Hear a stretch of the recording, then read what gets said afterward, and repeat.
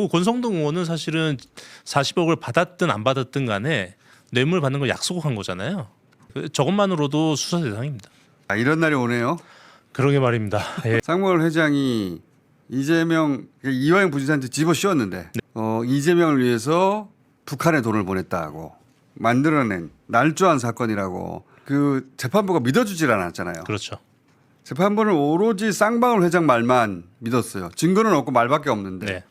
그런데 이제 당시 쌍방울 회장과 같이 사업을 했던 사람이 도주에 있었는데 캄보디아에 드디어 정권이 교체되고 났더니 증언을 한 겁니다. 네. 아, 그 돈 나도 같이 보냈는데 그거 우리 사업하려고 보낸 거야. 이재명 몰라.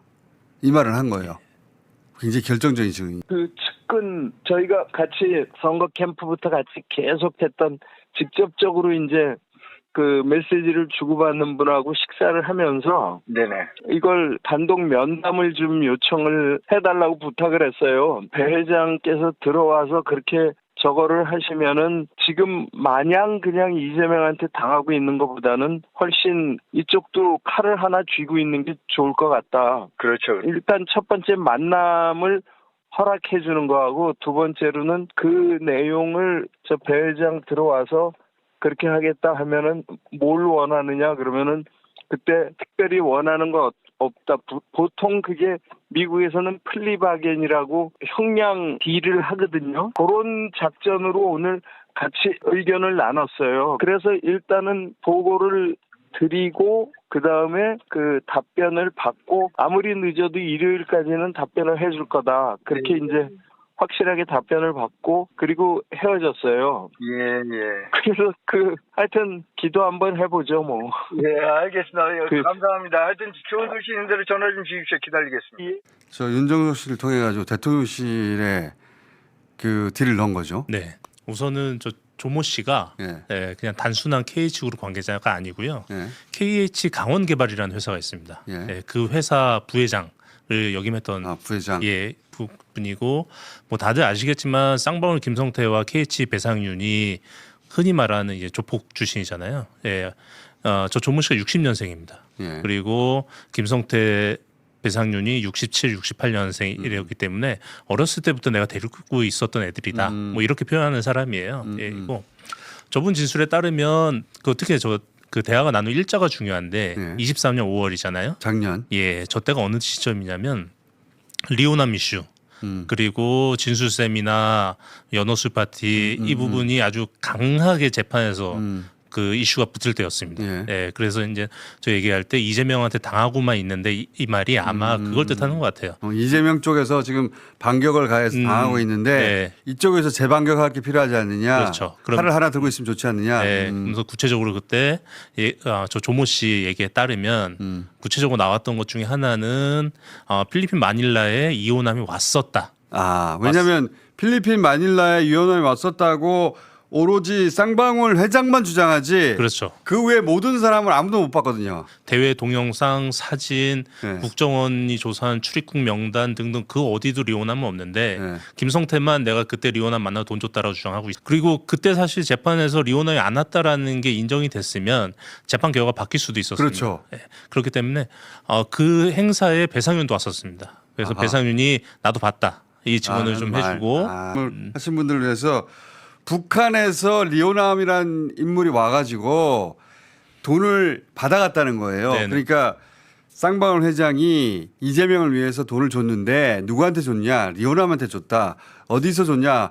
필리핀에서 줬다. 그런데 그 필리핀 행사에 참석했던 리오남을 못 본 거예요. 출입기 기록도 없고 그리고 국정원도 그런 기록을 못 찾고 그러니까 안 온 거지. 그렇죠. 안 왔으니까 못 본 건데 근데 이제 쌍방울 회장은 그 돈을 리오남한테 줬다고 했으니까 리오남이 온 게 돼야 되는 거예요.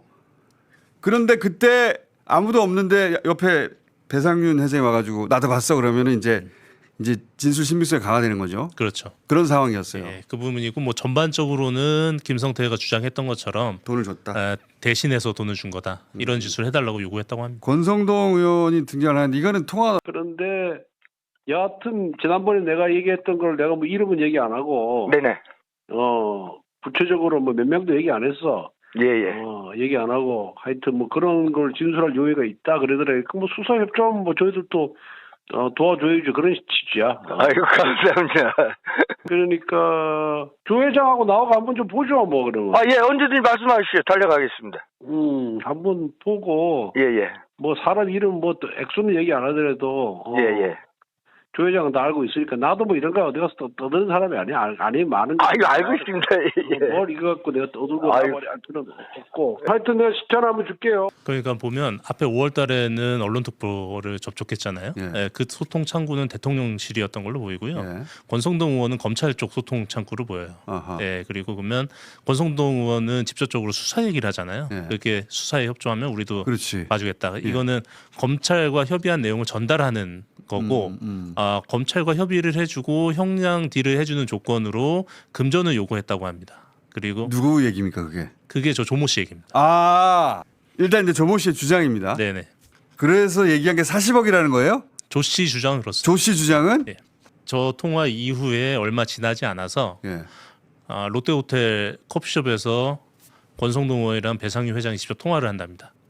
그러니까 둘이 만나서 일단 조 씨, 국제 전화를 예, 배 회장한테 만나서 배 회장이 조 씨한테 국제 전화를 걸고 아하. 그거를 이제 권동성 의원한테 바꿔줘서 둘이 직접적인 통화를 했다고 그래요. 뭐 자료는 많이 있는 것 같습니다. 험한 데서 일하던 양반들이라 뭔가 이것저것 자료를 남겨놨겠죠. 네, 40억 얘기가 처음 나온 거예요 이게. 네네. 이분이 다시 지금 등장했네요. 그 대통령실 분위기가 너무 안 좋아가지고 예, 얘기할 때도 이제 아주 뭐 그래서 어쨌든 그렇게 옛날에 막 이렇게 대화하고 그럴 때만큼 낙관적인 느낌은 안 들어가지고 약간 불안하긴 해요. 그렇죠. 예. 네, 신기가 불편하신데 뭐 이런 얘기 들어오겠습니까? 저희 같은 얘기가. 예, 하여튼 뭐 다시 한번 이제 회장님한테 내가 부탁드리고 싶은 거는 가족이다 생각하시고 내 형제다 생각하시고 좀 돌봐주십시오. 예. 저도 뭐 그런 저희가- 진심이 느껴지니까. 예, 아시겠지만 저희가 은혜는 꼭 그 이상 저희가 갖고 있으니까요. 신경 좀 바짝 써주십시오. 좀 더. 예. 알겠습니다. 예, 처음에는 될 것 같이 했는데 뭐가 잘 안 되나 봐요 분위기가. 네, 그죠? 그랬던 것 같아요. 저렇게 얘기를 그러니까 처음에는 상당히 확신에 차서 독대도 가능하다. 근데 독대를 하더라도 뭐 비서실장 정도는 들어올 거다. 이 정도까지 얘기하다가 두 번째 통화에서 약간 좀 유보적인 입장을 보이는 것 같아요. 보이니까 이제 그 우리가 은혜는 반드시 갚는다라고 얘기하면서 저것도 좀 금전적인 얘기로 보이고요. 조 씨의 얘기는 저 상황에 대해서는 구체적으로 얘기하지 않았는데 어떻게 표현했냐면 변호사님도 아시겠지만 저희가 배팅은 세게 합니다. 뭐 이렇게 표현했습니다.